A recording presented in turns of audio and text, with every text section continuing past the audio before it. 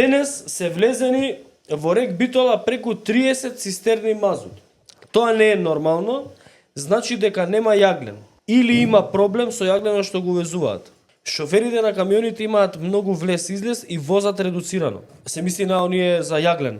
Претходно по 2 тури на ден праја, сега по 1. Што е поентава? Јаглен Македонија увезува од рудник у Северна Грција за рек Битола. Поентата е у тоа што последниве 2-3 дена откако заврши тендерската постапка за набавка на мазут за рек Битола, ја доби една компанија се вика Петринакс, мислам. Одеднаш, иако е нискокалоричен, се намалува количеството на јаглен што се гори во печките во рек Битола и се зголемува горењето на мазут. Зошто? Петринакс, индициите се дека е блиска до господинот Христијан Мицкоски. И откако го добива тендерот, сега е брзањето што поголем промет да се направи. Моја претпоставка. Само денес имаат влезено 30 цистерни. Машал. А јагленот, кој што е 20 пати поевтин, го имаат запрено, не носат јаглен, за да може да се троши мазут. Да. Тоа се прави у рек Битола.